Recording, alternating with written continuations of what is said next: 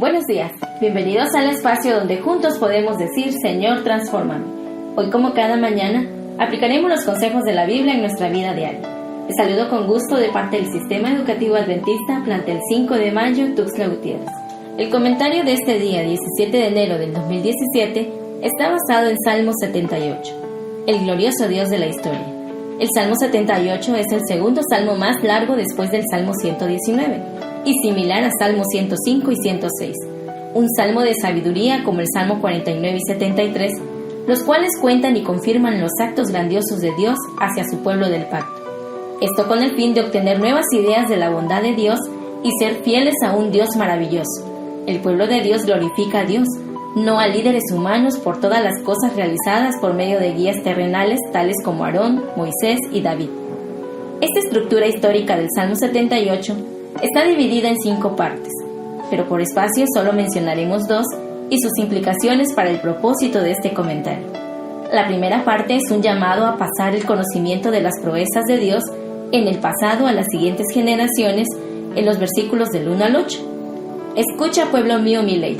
Hablaré cosas escondidas desde tiempos antiguos, las cuales hemos oído y entendido, que nuestros padres nos las contaron. Recientemente mi hijo llegó de la escuela primaria y me empezó a decir: Papi, ¿qué pasó con el santuario de Israel en el desierto?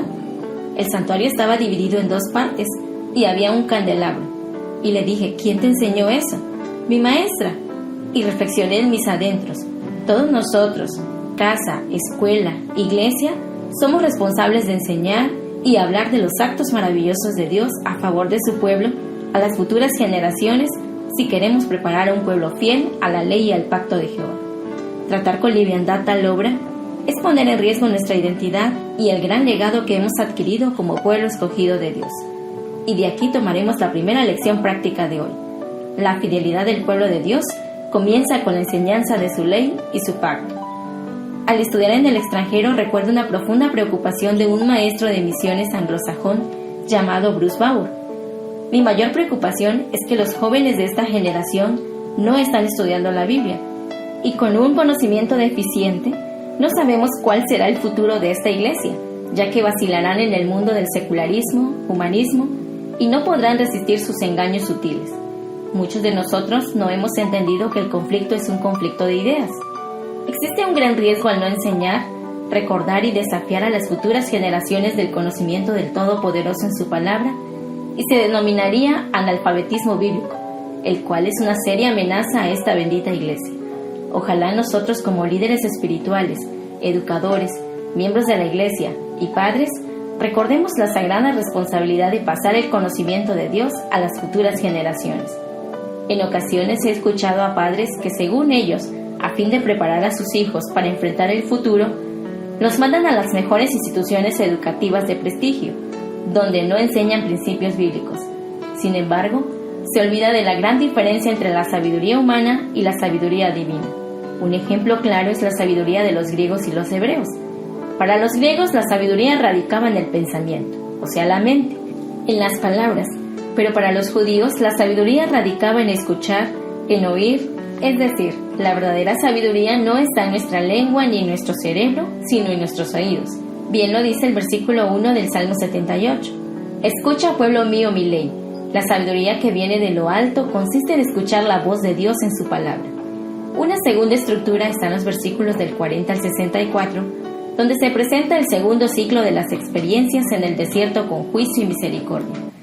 Un día escuché decir a un profesor que en el mundo existen 3 grandes religiones: el judaísmo, el islam y el cristianismo. El judaísmo ha contribuido al mundo cristiano con la Torá, es decir, la ley. El islam ha contribuido con la trascendencia y el sentido de reverencia ante Alá. El cristianismo ha aportado la gracia, la misericordia de Dios.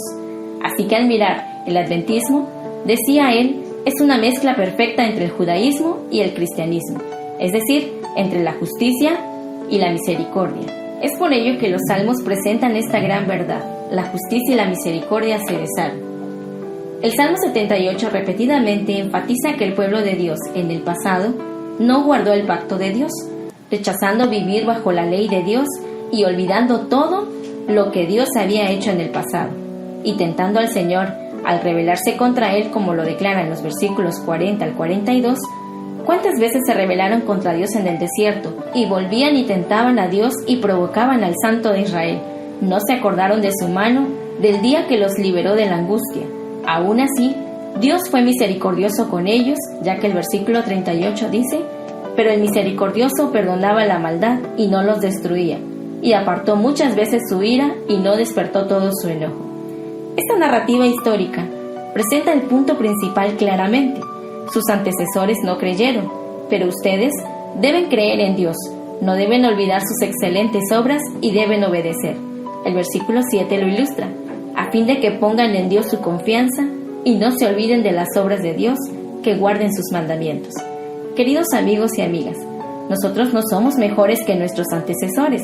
Sin embargo, tenemos la misma oportunidad, la libertad, el privilegio de creer, y esto trasciende cualquier barrera del tiempo y cultura. Es más, tenemos mayor luz, pero de igual forma más densas son las tinieblas. Es por ello que debemos aprender de los errores del pueblo de Israel y sobre todo recordar que nuestro crecimiento espiritual depende de nuestra capacidad de obedecer a Dios y a su palabra.